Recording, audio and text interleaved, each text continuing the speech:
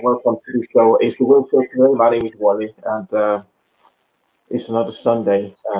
It's been a week full of incident.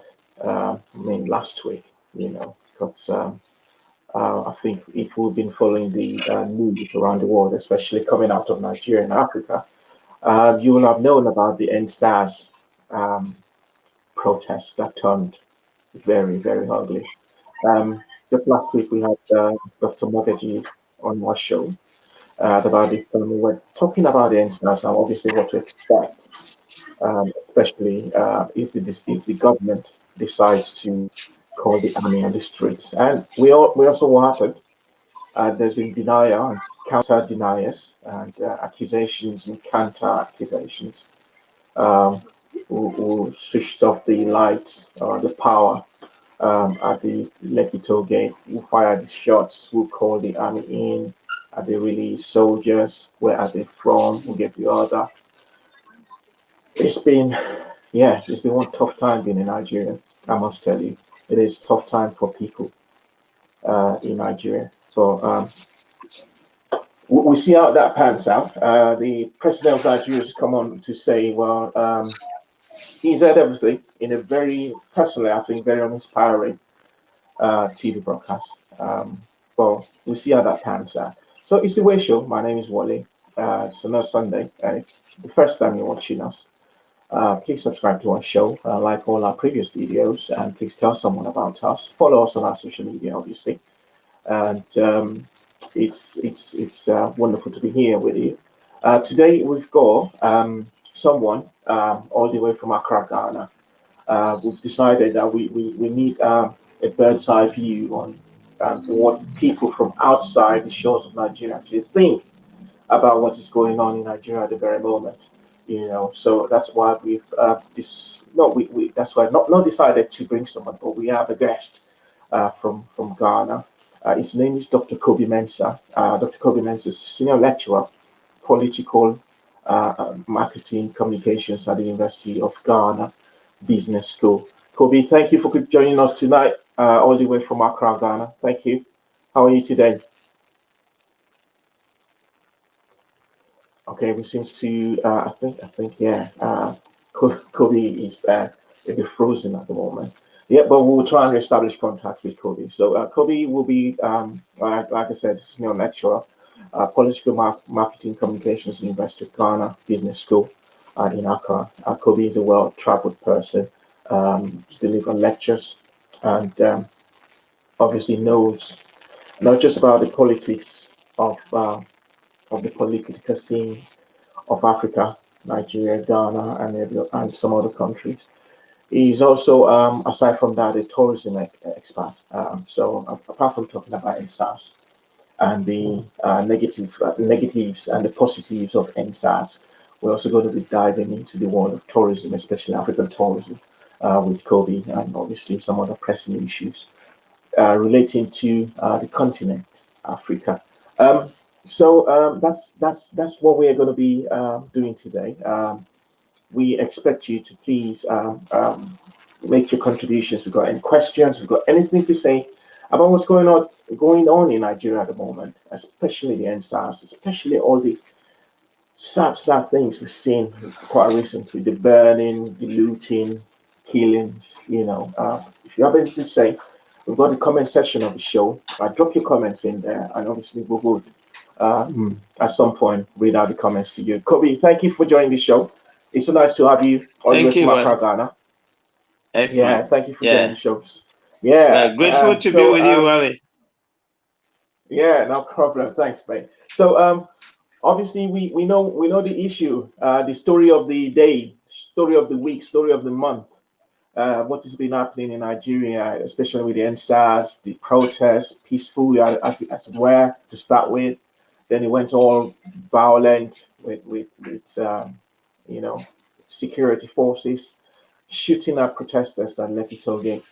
How's this? How are the people in Ghana receiving this? We share quite a lot in common. and we've got quite a lot of Nigerians in Ghana. We've got quite a lot of Nigerians in Nigeria, vice versa. So, how did you guys receive that in Accra, Ghana first, and what have you made of all this? Excellent. Right. Well, thanks for having me, and let me say that my greetings to everybody, and my condolences to everyone in Nigeria who probably had lost a loved one. Obviously, if I should say, we are following keenly, what is happening in Nigeria, and obviously, the shared relationship that Nigeria and Ghana have. I mean, we see ourselves as brothers and sisters. Ghana, obviously, you could actually put it as the junior brother or sister of Nigeria, because of the size, the sheer size of Nigeria. And I can tell you, we do not actually, we do not discount that the idea that Nigeria is so massive, is so big, is so wealthy, and of course we appreciate the status of Nigeria in the continent. All right, of Mhm. course we would love to see ourselves as the I mean the leading star, obviously because of our position in regards to the freedom fighting, in regards to the independence struggle, which Dr. Osajifo Kwame Nkrumah actually led the way, and obviously that position is not lost on us. So we always see that ourselves, but also in reality, we appreciate the positioning of Nigeria, and we give that due what we call recognition to Nigeria. And so there is this mirroring of Ghana, Nigeria, and we feel so proud that the two of us, in the continent, especially in the Saharan Africa, and especially in Western Africa, see ourselves as the two leading nations. So clearly, Ghanaians, whatever happens in Nigeria, we follow very keenly. Now, it was surprising for us to wake up one day to see what is really happening in Nigeria. And I can tell you, it has dominated not only the internet, which, of course, because of the nature of the internet, no country escapes, the other country knowing what is happening. But of course, the whole issue is almost dominated our airwaves. All right, everybody is talking about what is happening in Nigeria. One, for us to learn lessons, but two, most especially for us to sort of find out how can we help in making sure that Nigeria doesn't actually descend into that status that could actually affect our relationship, could affect the entire continent. And it has been one of the key topics that we have actually been discussing in this country. To be very honest with you, we have, as in terms of the citizenry, gone in our way to impress on our president to make a statement, about what is happening in Nigeria. Of course, we know the diplomatic, what do you call situations. Obviously, our president cannot just get up and speak about Nigeria because obviously countries have their own internal issue because of diplomacy. But the citizens went out of their way, regardless of diplomacy, kind of pressing on our president to make statement. Obviously, our president did, not because of the pressure, but I'm sure because of their own timing. But surprisingly, we saw Nigerians seemingly not happy with that, intervention. Of course, Nigerian leadership sounded unhappy with that intervention, and so in Ghana, a lot of people were dissatisfied, were not happy about that response because we thought that we have that brotherhood, we have that sisterhood. We should protect our Nigerian brothers and sisters. and we thought that the onus was on us to sort of get our leadership to make a statement. Our president did, and the feedback that we got was unpleasant. So we had to quickly rally around our president and say, okay, if that's the case, then of course you're on your own. And quite a lot of responses on social media reacted that way, because we were not happy with the kind of response that we received. So yes, I would say that from the beginning, the entire country was behind Nigeria, was hoping that we could sort of contribute and bring our voices, let our voices be heard, and say that, look, our brothers and sisters in Nigeria must be protected. And our president, being the head of ECOWAS, we thought that he should make a statement, despite the cognizance of the protocols, which, of course, being president and the system would have to actually respect the protocols. Yet we were thinking that, well, forget about protocol. What is happening in Nigeria is serious, so we have to actually make. Of course, the timing, our president did, and the response that we got from Nigeria wasn't pleasing. And so most Ghanaians started rallying behind our president and said, okay, if you think that you do not want support from us, and you think that, especially from what Buhari actually put out, saying, yes, you can contribute, but make sure that you know the full fact, we were not happy about that. And so we thought that, okay, generally people thought, let's rally behind our president, give him the solidarity, and let the Nigerians know that, yes, we can express support, but we're not happy with the kind of response we're getting from you. And so that was a reaction.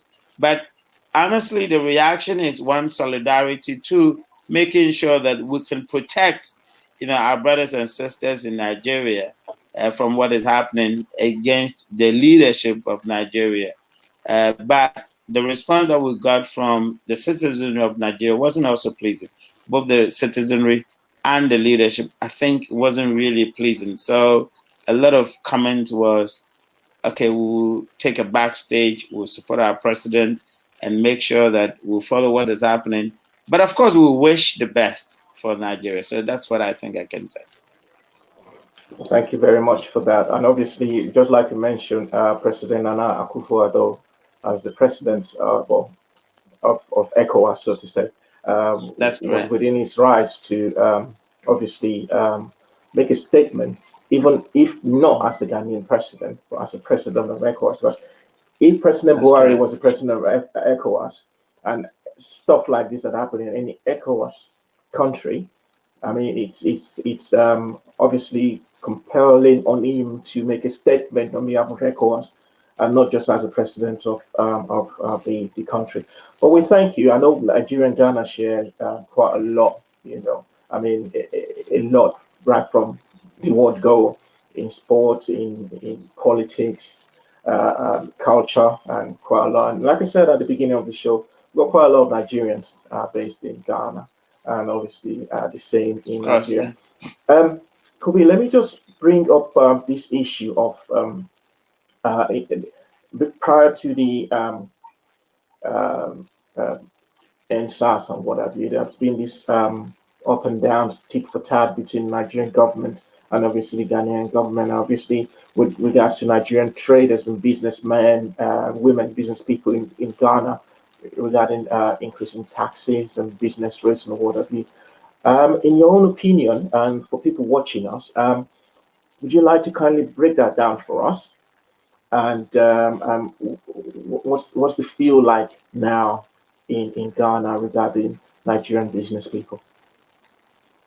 Okay. Now, obviously, the attitude of most Ghanaians, and especially coming from our own opinion, we think that ECOWAS, for example, cannot survive without Nigeria. In fact, the common market would not in any way survive without an active participation of a peaceful Nigeria. Clearly, the Nigerian market is bigger. Clearly, it is more wealthier than what we are.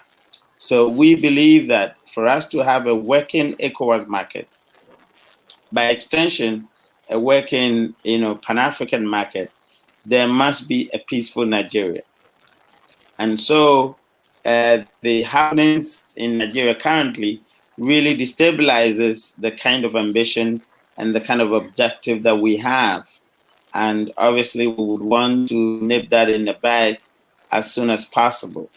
I think that what we must actually observe is that, yes, not only in Nigeria, but across the continent, there is that kind of feeling of, using, some kind of a 20th century leadership style in governing, for example, 21st century, citizenry.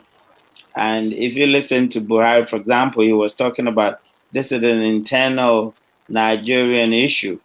But of course, with the aid of internet and the kind of the new global, kind of system that we have, I don't think that countries may think or would be right to think that this is an internal issue, because the internet actually opens up almost every country to the world. And so it becomes like as we call it, a global village. So whatever happens in your country in just 1 minute is already online, and people are actually seeing what is happening and will definitely contribute to the discourse of that.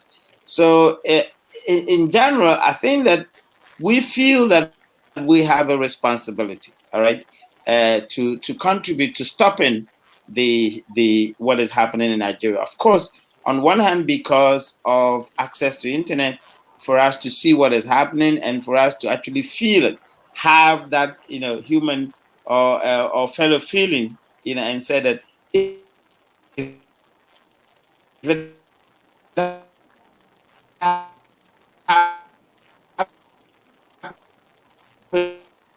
Okay, we seem to have got we've had another breaking transmission there, and this is obviously due to internet connection. We will try as much as possible to reconnect back with Kobby, and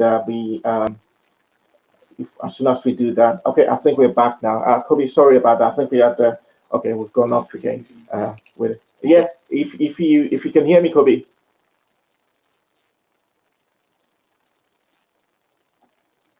Okay, I think it's frozen again. So we will try to reconnect with Kobby. Well, this is part of what we're saying. I mean, if we are not united in one thing, at least we're united that we don't have a stable broadband or probably internet connection. Whatever country you are in Africa, I mean, this is probably something we need to unite and work upon as a continent. So, and this is probably one of the reasons why we need to strengthen ties between each other. Behave obviously with regards to trade, technological development, tourism, political development. I mean, it's something as a continent we need to obviously strengthen ties to work on. Welcome back, Toby. Kobby, are you? Yeah. Yes, we can hear you now. Excellent. Yeah. So I was actually saying that, yes, on one breath, we connect from a humanitarian perspective. The idea that we want people and making sure that we could actually think about how best we could put an end to what is happening in Nigeria. That's on one end.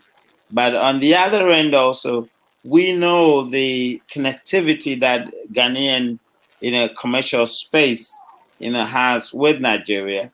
We understand the implications both from the humanitarian perspective and from the business perspective, because of the kind of trade that actually happens between Nigeria and Ghana. Don't forget, we are the only English speaking within a continent or a subcontinent of Francophone, and we always ask ourselves that if disturbances happens in Ghana, for example, to the north, we have a Burkina Faso, which is Francophone speaking. To the east, we have Togo, which is, Francophone speaking. To the west, we have Cote d'Ivoire, which is Francophone speaking. And to the south, we have the Gulf of Guinea, which is the sea, Yeah. So if something happens in Ghana, for example, the only place we can think about running to is Nigeria, and that's almost 2 countries or 3 countries away. And so we have to be mindful. And the same way, to Nigeria. By the time you say that you want to seek refuge, it's 3 countries away. You have to jump Benin, jump Togo before you get to Ghana. And so it is so tough, for the 2 of us to sort of think about experiencing disturbances just as you're actually undergoing, which it is really terrible, and we feel that it has to be ended. So yes, we appreciate the commercial relationship. Of course, the humanitarian angle is the first, and then the commercial relationship. So the feeling of amongst Ghanaians is straightforward, something that we feel so strongly about putting an end, to what is happening, making sure the leadership of Nigeria can understand the veracity of the issue and its implication to us, of course, amongst our own leaders, and make sure that we can have a lasting solution to what is happening. So yes, from the question that you posed, the implication of what is happening to us is never lost on us. We understand the implication. We understand the reality. And we feel so strongly about making sure that we can put an end to what is happening in Nigeria, both from our own contribution, but also to let the Nigerian leadership understand that they have the obligation to ensure that they could put to an end what is happening within their own territory. So it is definitely not lost on us. Okay. So let me take you on to the trade war between Nigeria and Ghana, which obviously dominated the space for a long time, pre-COVID and during COVID itself. Obviously, because quite a lot of Ghanaians believe Nigerians were taking over the business spaces of the country, and obviously also talking about the breach of ECOWAS protocols and laws and what have you. Could you, in your own words, I know you're not part of the Ghanaian government, but in your own words as a lecturer of business in University of Ghana Business School, what would you say was the genesis of this issue? And as far as you're concerned, do you think it's all good and well now between Nigerian business people in Ghana? Okay. I think that first and foremost, we should understand that there are internal arrangements. All right. The Ghanaian side has its own internal arrangement. The Nigerian side has its own internal arrangement. When it comes to doing business in Ghana, for example, the internal arrangement of the Ghanaian people is that when it comes to a certain kind of business, that is only allocated to indigenous people of Ghana. All right. And I'm sure it's the same across the subcontinent. So retailing, for example, has to be reserved for the people of Ghana, for example. And then, of course, if there must be a participation of someone from outside the country, then of course you're looking at possibly partnership. All right. So you're having a partnership with a Ghanaian business person in order that you could actually have access to a certain kind of businesses. Obviously, if you have to come in as a external person, I don't like to use the word foreign, especially because we're all Africans, So if you have to come in as an external person, then of course there are certain conditions that you have to fulfill, within the Ghana, what we call export promotion, all those, kind of arrangement. So I think that some kind of tension between the Ghanaian business people and the Nigerian, especially Nigerian business people, because of perhaps lack of respect for the internal arrangements of the Ghanaian commercial space. Why am I saying that? Quite a lot of people, and I'm sure the Nigerian, people who are engaged in trade would actually agree with me, come in as no more tourists. All right. So they will come in with certain permissions, but then they metamorphose into business people.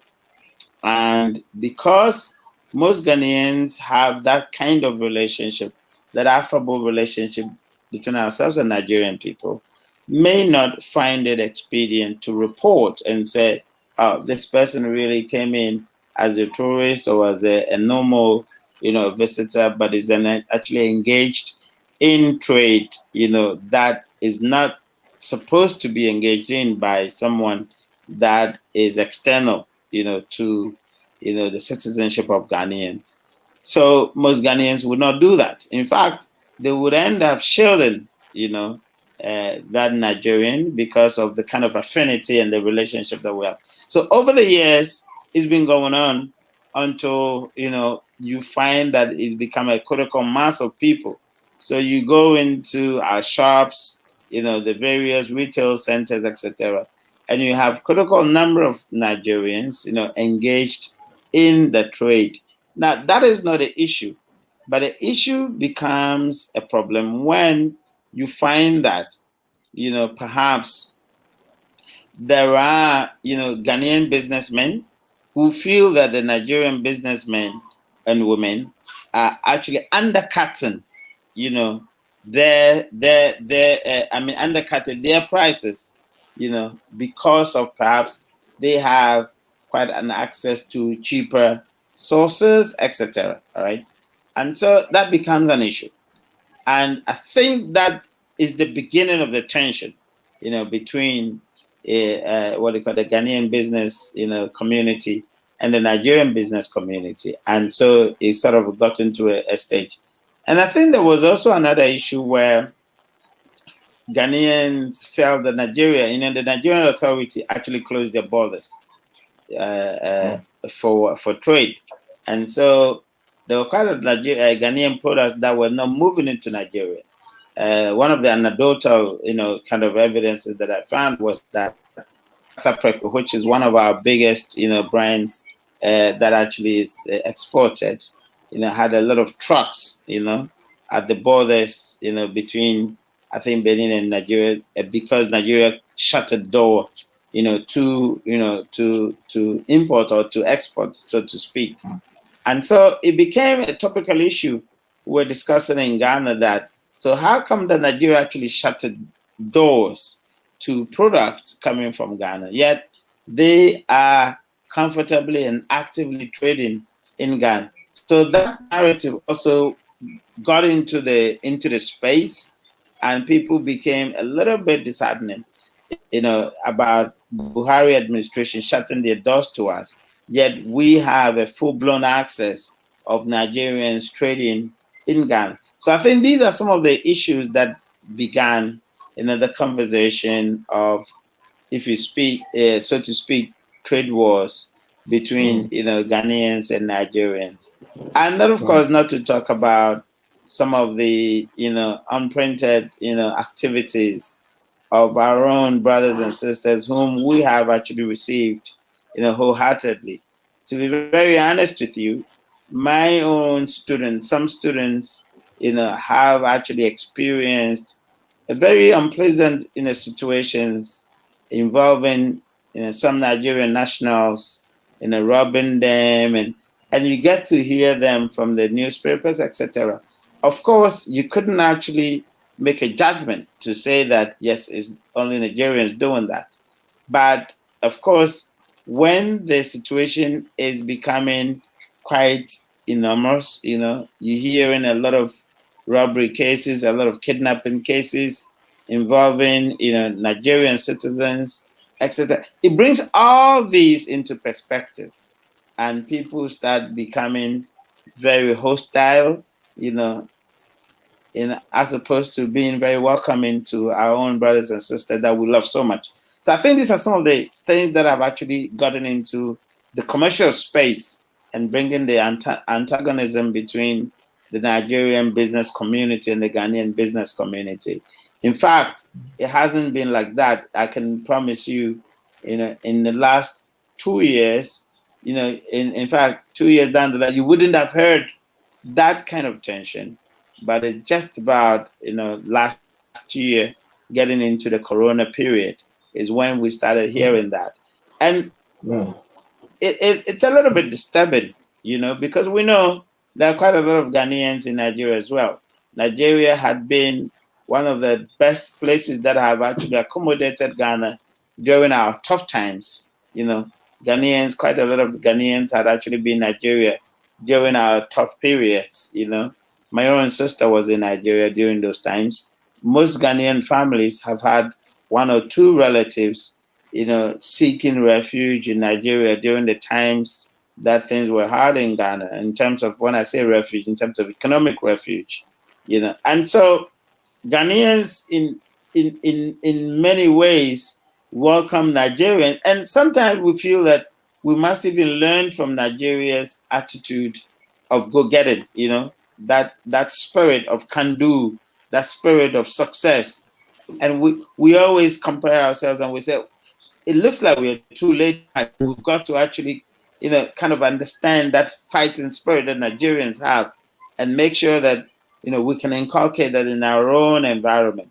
And so it is no doubt that Ghanaians love so much, Nigerians and the kind of attitude they have. But as I said, in the last, few months and just about a year, the happenings had not been so good enough. And so the tension kind of between the Ghanaian business people and the Nigerian business people. This is what I think. Okay. Thanks, Kobby. We're going to go on a short break, but before we go on a short break, I'm going to ask you if what you've said just now, especially the relationship between Nigeria and Ghana, getting sour there, will it really affect what we are trying to build, which is regional integration? So we hold our thought there. We'll go on a short break and come back and discuss that. Excellent. Thank you.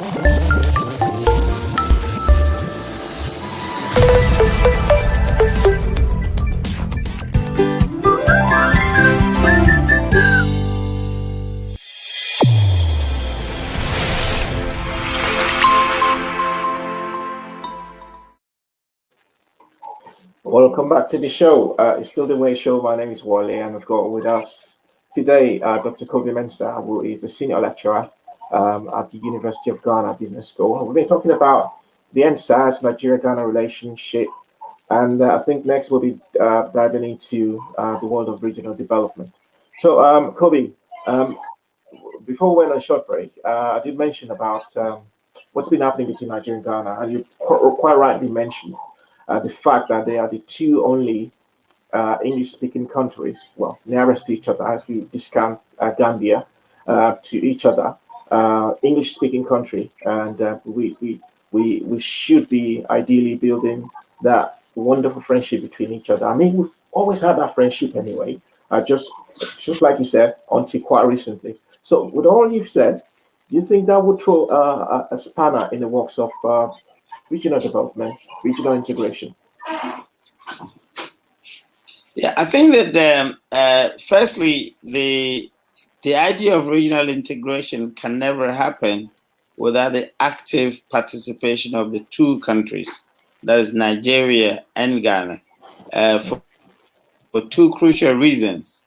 obviously Nigeria, the sheer size of the Nigerian market, and then of course the leadership, the leadership characteristics of Ghana, for example, when we talk about political leadership, and then of course when we talk about leadership in many other sense, including the peaceful nature, and then the standing of Ghana in terms of negotiations, in terms of so many other aspects. Obviously, in terms of even the number of international engagement that Ghana is actually involved in.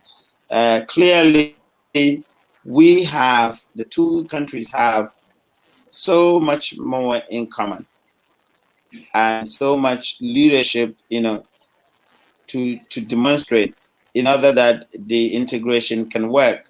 Of course, we talk about the African free trade market, that we have actually proposed, which is headquartered in Ghana currently as we speak. Now, the sheer size of Nigeria and its wealth and power means that we need a stable Nigeria. We need a peaceful Nigeria. We need a working Nigeria. And then, of course, we need the backing of a much more influential Ghana, to make that happen. So yes, the integration can happen, but only if these two countries have an absolute, contribution to sort of offer the integration process. And that's why we as Ghana are so keen to witness what is happening in Nigeria and to contribute, to solving the problems in Nigeria, which I think our leadership, our president Nana Akufo-Addo has taken that role to ensure that that could happen. Because as our former president Nkrumah said, the freedom of Ghana, for example, can only be sustained when it's linked up to the rest of the continent. And if it's not, then of course we cannot actually sustain it. So from that philosophical perspective, I think that it is not lost on our leadership to ensure that, yes, for us to ensure that integration, Nigeria must work and Ghana must work. So yes, we from our end, we're committed. I'm sure the Nigerian leadership is also committed as well. But we must be aware of ensuring some practicalities, to happen, in order that this integration would actually work, for the benefits of the two countries, but of course, in extension, the benefits of the sub-region, the West African sub-region, and then the African continent, in total. So let's just now go into Ghana itself. I mean, like you mentioned, Ghana passed through rough times years ago, and today Ghana is obviously one of the shining lights of democracy, good economy, tourism potentials, and we look at that, and obviously that is what that's an ideal situation for Nigeria to look at and see how did it happen in Ghana. I mean, you've had steady power for I don't know how long for. So we're trying to achieve that in Nigeria, and also as you mentioned, Nigeria with sheer size obviously would be much bigger than Ghana when you talk about land mass. So how did he? What was the journey like for Ghana? And what was the journey like for an individual in Ghana? Talking about from that hardship back in the days, right through economic development to where you are now, where international businesses are scrambling to go to Accra, Kumasi to establish. It's more like now you're like competing with probably South Africa with regards to the number of international presence, companies. So how's the journey been for Ghana, and where can we, as Nigerians, um, you know, uh, uh, copy, so to say, the Ghanaian method? Okay. Well, I think that I was experiencing internet connectivity issue. So I would plead Okay. with you to sort of sum up the question again for me. Sorry. Okay, so journey from Ghana between the hard times to the now good times. How was it for the Ghanaian people and the government?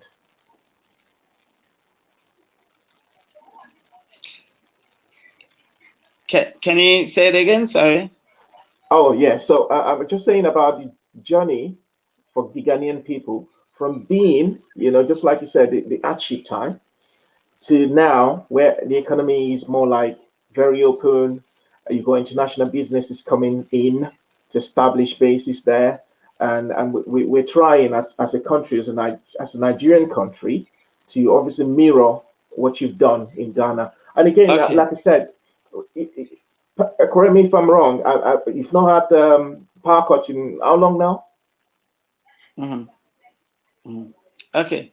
So I think that some of the things that perhaps you would say that Ghana has done right, and so must be a model for Nigeria to actually copy, for example, and to ensure that there could be active participation.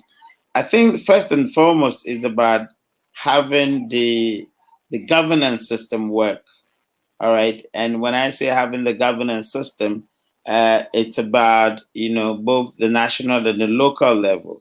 Uh, to be honest with you, in Ghana, for example, there's an active participation of the Ghanaian public in governance. And by that, it means that the Ghanaian public can hold their government into account, without fear or favor. In this country, we hear people, you know, daily on radio, on TV, in the newspapers, taking their leadership to account. I can actually, speak in public, questioning or challenging some decisions of authority and making sure that the authority actually respond in a similar manner with what are the rationale behind their decisions, and whether the public feel that that position is in their interest, for example. So yes, making sure that democracy works, all right, not the idea that you go every 4 years into to the polls and elect people. That is not what we mean by democracy. But what we mean is that people having the confidence, having the ability to question leadership whenever decision is made. All right. And leadership respecting that particular right and coming up with their responses of why they took certain decisions, which means that leadership does not think that they are leadership in their own right, but they're thinking that they're leadership because they are responsive to the people. So that kind of democracy must exist. And once that exists, people are confident that their leadership would work to their interest. Leadership are confident that the people would have trust in them to do what they have been mandated to do. Obviously, we're not saying that democracy in Ghana is perfect, but we're saying that that respect, that shared responsibility is available in Ghanaian political system. And so the system, some way, somehow, is working. Now, secondly, is about the policies. All right, although we are still pushing the political parties to do more and to make sure that their policies actually respond to the needs of the ordinary, citizenry. I think that we have come to a very large extent to have a very competitive political system. So if a political party and then you come up with your policies and it is not good enough, you know that the opposition would capitalize on that and so see to your end in government. So you see that in Ghana, the what we call the volatility, the political volatility is high. We do not get one party thinking they can stay in government for more than 8 years. Because if you come and you do not have the most compelling policies that are actually responsive to the ordinary people and to the needs of the people, be rest assured, in your 8th year, you're likely to go. In fact, in your first term, which had actually been demonstrated, you can be sacked, from government and be replaced by an opposition party, which we have actually demonstrated in this country. So I think that, yes, for Nigeria, to work in terms of business, in terms of commerce, one, the democratic project must work. And two, that democratic project must be very competitive, where there is an active participation of the ordinary citizenship. And then there's an equally a responsive participation from the political class. Once that is actually sorted, I think the rest of the things will actually fall in place. And again, to follow on our former, the first president, Dr. Kwame Nkrumah, he says, seek ye first the political kingdom, and the rest of it will follow. And I think that is true, because once the democratic process is actually in shape, there's peace, there is progress, I think the rest of the other side of the society, business, etc., would actually fall in place.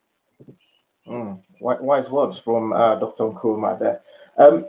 At what point? I know you're into tourism, obviously, and that's a very thriving business industry in Ghana at the moment, because you see quite a lot of people going there. Even some Nigerians that cannot afford to travel out of Africa. The number one destination is probably Ghana or South Africa. At what point in the life of the Ghanaian government or the Ghanaian people did you guys decide to make tourism a money spinning industry, or did you focus on tourism itself? Yeah, I think that yes. I mean, since 2000, for example, since the year 2000, tourism had become one of the key, areas of Ghanaian government's, effort to improve the economy of this country. We created a dedicated tourism ministry, and underneath that is the umbrella tourism implementing agency, which is the Ghana Tourism Authority. And then underneath that are the federations, the members, both private and public sector, tourism agencies that are actually, making sure that the sector receives the needed support and also bears the needed fruit. And I think that over the years, we have done so well in making sure that that happens. We have taken the time to develop new products, for example. I mean, I remember, when, President Rawlings, was metamorphosed into democracy. We brought about what we call the Panafest, for example, the Pan-African Festival. The aim of Panafest was to ensure that Ghana becomes the Mecca of the diaspora in Africa, making sure that each diaspora in Africa at least pays a visit to Ghana as a representative of the continent once a year. And we succeeded in making sure that we can drive the diaspora Africa into Ghana. Now, that project is still ongoing. And in 2000, onwards, when President Kufuor also came, they started what we call the Joseph Project, and then the Homecoming Project. These projects, more like a year of return. Exactly, the year of return. So that's the beginning of the year of return. So again, to emphasize the connectivity between the diaspora and the continent. And then we set up what we call the chocolate.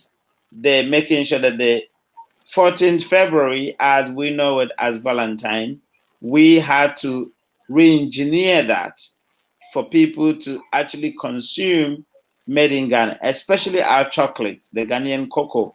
So the 14th February became symbolism of Ghanaian chocolate, of Ghanaian love, for example, which chocolate was the epitome of that, and to connect that, to the celebration. So we didn't actually leave 14th February to be Valentine's Day just like that, but we say that if it's a day of love, then that must start with chocolate, all right, which is actually our own, produce, and that actually happened. We also instituted what we call the Friday Wear, to ensure that the local wear, to ensure that Ghanaians will actually put on local tailored, shirts, t-shirts, and then women's wear, as a way of promoting locally made product and to make a lot of gains out of that. Now, speed up to current times, and we're talking about the year of return, to ensure that we can let the diaspora, connect to us or connect to Africa through Ghana. And then now we're talking of beyond the return, which we're looking at the business aspect, that we are actually telling the diaspora that, look, yes, it's about time we transfer skills, we transfer capital, and we make sure that we could use all that we've gained, from our times in diaspora back to the continent, so that the continent can start experiencing real growth and can actually feel the power and the enormity of the diaspora in Africa, back onto the continent. And that's the next project that, our president has spoken so passionately about, and they're actually driving. So I think these are some of the initiatives that we've taken, to make sure that tourism becomes, that's tourism and hospitality, becomes one of the leading components of the sectors, driving the growth of, Ghanaian economy. And that's what we're actually on now. I'm talking about driving the growth, tourism driving the growth of Ghanaian economy. There's the news that the year of return in 2009, or probably cumulative of it, made about $1.9 billion to the Ghanaian economy, which is really massive when you talk about tourism alone generating that kind of money. So, with this kind of money coming into the Ghanaian economy, what's the future like,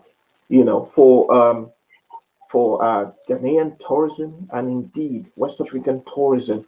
If you can make that kind of money, that's just a huge sum of money for an African country. It's huge.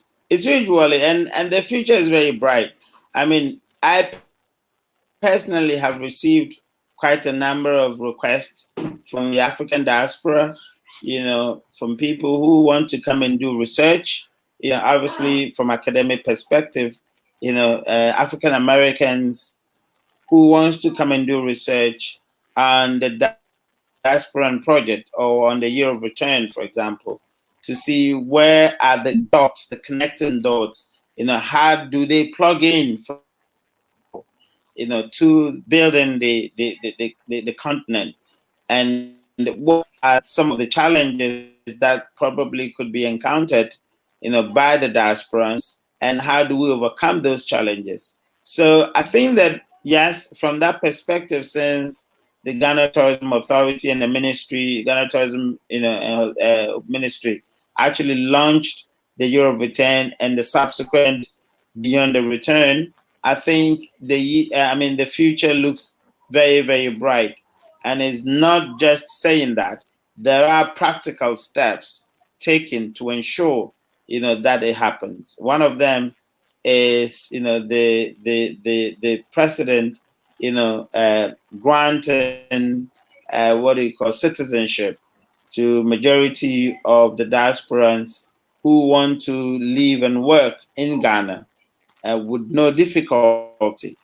We are even discussing the integration into other aspects of life in Ghana, for example, when it comes to politics, when it comes to economic engagement, when it comes to socio-cultural integration, so many other things that we're actually discussing in the country.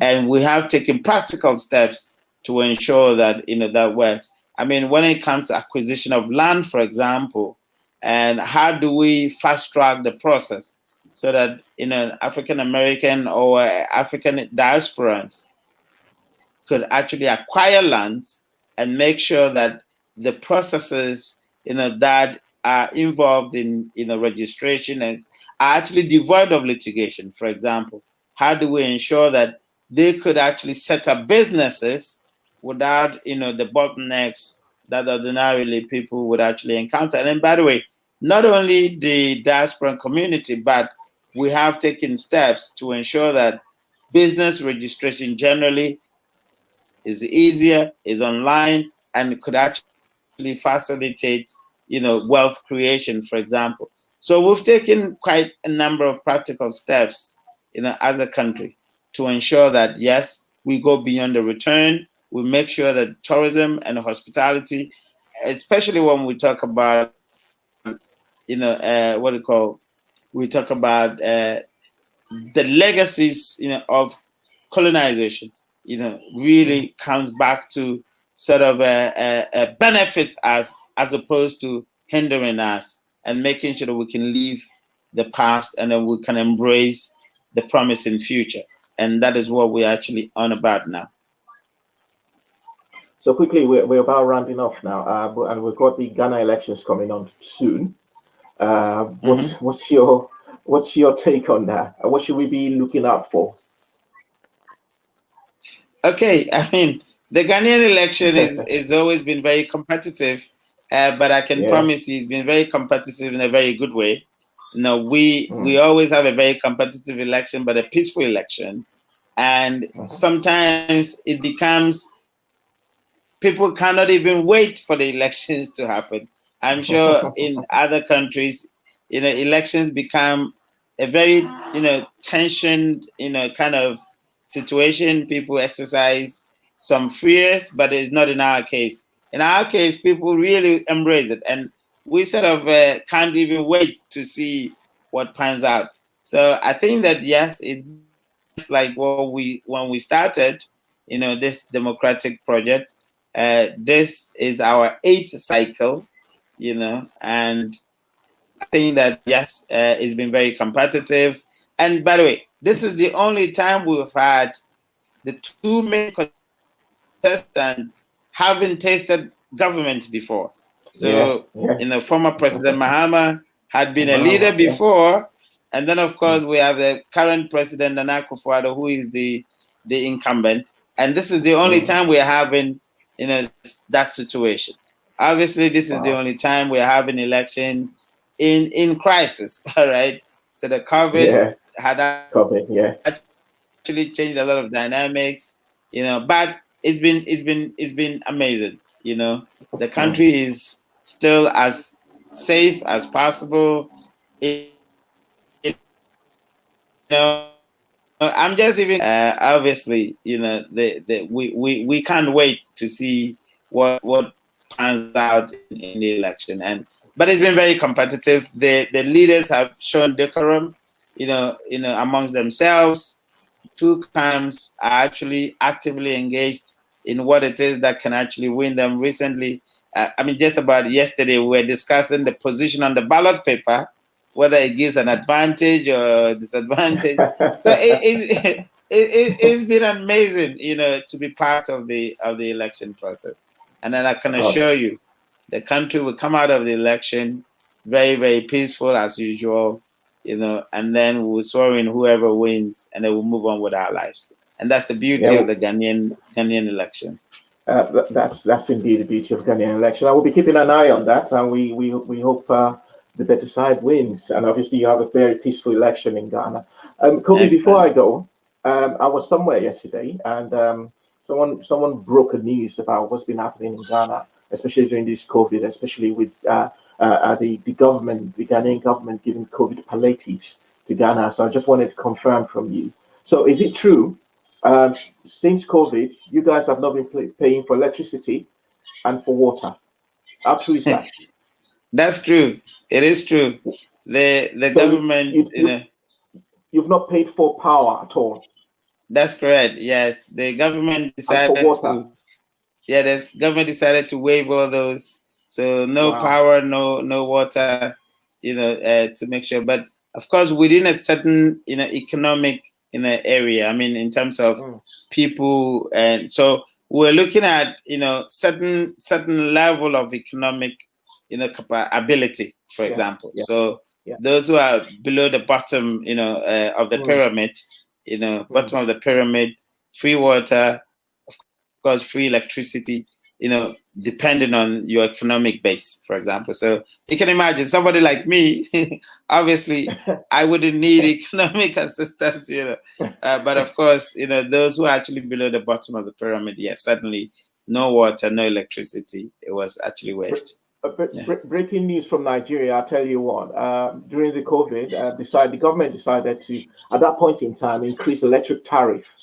Even with COVID. So yes, that's the It's a big So when I heard that from someone, a Ghanaian friend of mine yesterday, I'm thinking, now I've got Kobby coming. I'm going to ask Kobby this question, so people watching us actually find out. So it's really a big But no, it won't happen again. That's leadership for you, Nigeria. Kobby, somebody, one of our commentators made a comment about.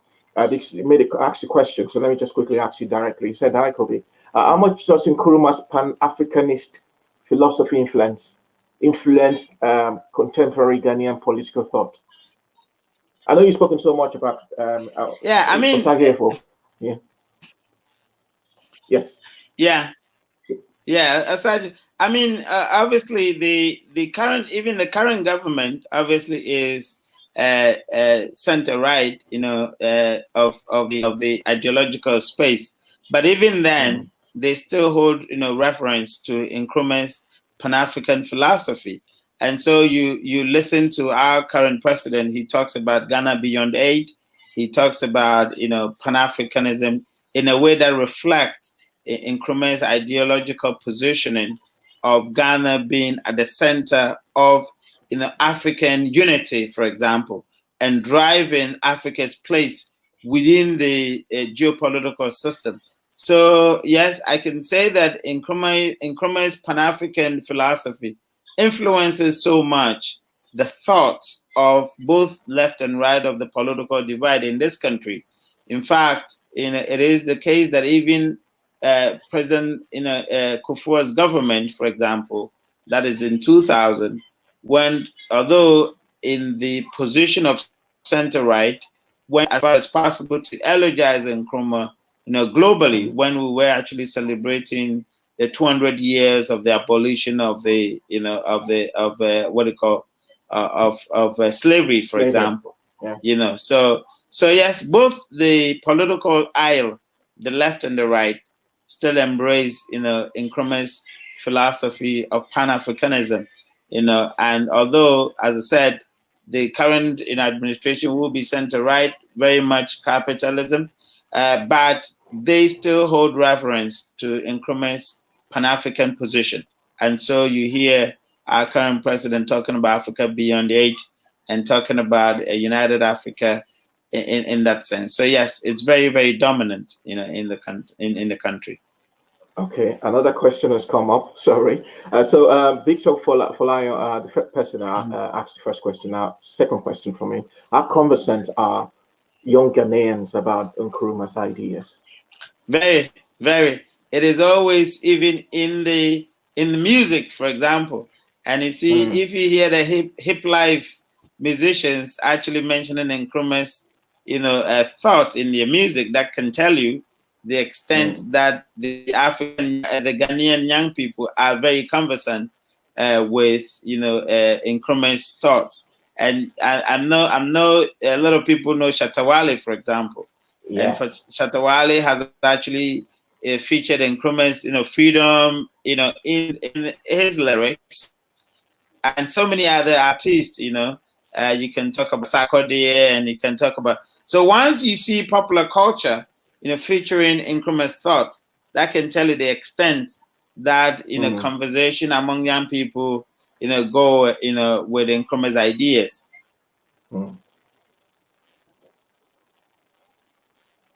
Okay, I think we've lost contact with Kobby there, and we're just about rounding up anyway. So, yeah. So, well, if we back with Kobby. We'll just take his closing statements. And if not, we will just be rounding up the show. But before we round up the show, we've got something, a quick break, and obviously something I've spoken to you about, our football show that's coming up pretty soon, starting from November. So the clip is ready for the football show advert. Yeah, we can take that now, and then we'll take closing statements from Kobby.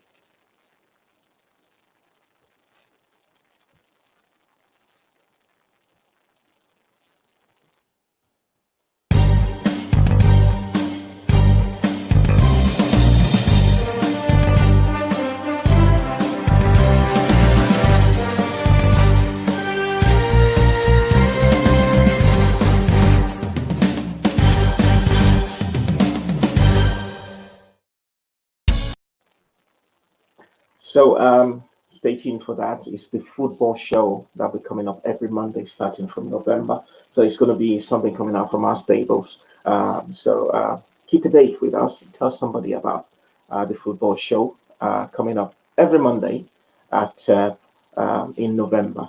So before we round up, I would want to say a very big thank you to everyone who's commented today, especially for the questions. Victor Falaya, thank you for the questions. Uh, Thank you, Dion, for the kind words. Ijeoma, thank you, Doreen. Sandra Sylvester, the ever present. Nora, that's obviously made comments about us. Thank you so much, everyone, for commenting on the show today. And special thanks to our guest who's come all the way from Accra, Ghana, Dr. Kobby Mensah, who is the senior lecturer, political and marketing communications in the University of Ghana Business School. Thank you, Kobby. If you're still watching, I'm sorry we lost you there. Yes, technology, something we'll have to work on in Africa. It's been beautiful hearing the success story of Ghana, and especially in the area of tourism. We've got a new election coming up pretty soon, and according to Kobby, there's been absolutely non-violence on the street, which is very commendable. Obviously, good luck to you. Yeah, Kobby, I was just rounding up, and obviously, I know you've been listening to me about what's going on. Yeah, so just quickly, your closing words before we close for today. Yeah, so I would say that our brothers and sisters in Nigeria should know that we are firmly behind them. Not only the leadership of Ghana, but also the citizens of Ghana. Both the citizens and leadership are firmly behind you. We are praying, you are in our thoughts, and we hope that you bring to an end the impasse, so that we could have a very peaceful atmosphere. Now, a peaceful Nigeria means a peaceful Ghana and a peaceful Africa. Don't forget, we look up to you guys in terms of leadership as well. Although we feel that we're leaders of the continent, but we hold so much regard, to what you bring on board. And we will say that you do not destabilize Nigeria, because that would mean a lot to Africa. So please, whatever the grievances are, take control. Make sure that you could actually negotiate with the leadership of the country, take control of your temperament. Make sure that you don't do anything untoward, to the peace and stability of Nigeria. And make sure that you could actually agree, and let us stay in a peaceful manner, because that's the only way the continent can develop, and that's the only way Nigeria can develop. So we are firmly behind you, but make sure you can negotiate. Thank you so much for those kind of words and supportive words, Kobby. It's been nice talking to you today, and hopefully we would much calmer times we'll bring you on the show again to talk more about tourism in Ghana and indeed Africa, because it's something I think we need to discuss more on. Hopefully very soon we would call upon you, and we'll talk about more tourism and less politics. Sure. Yeah, so thank you so much for coming on the show, and have a very great week ahead. And thank you, obviously, have a great election in Ghana. We'll be looking forward to that election too. So thank you so much for everyone, that's watched the show today. Thank you to all the people that commented on the show. Please don't forget, tell somebody about this show. We'll continue to bring in exciting guests and talk about issues bordering not just Nigeria but African continent as a whole. It's that's the show for today. But before I go, I want to say a shout out to someone who is a friend of the show, a very good friend of the show, not just a friend of the show, but a daughter of the show.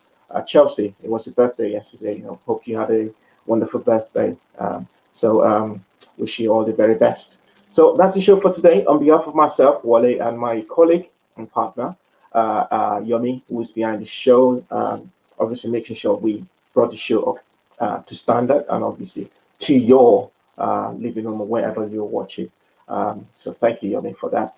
So on behalf of myself and Yomi, I wish you all the very best for the week. And please pray for Nigeria. Hopefully peace returns soon. Thank you.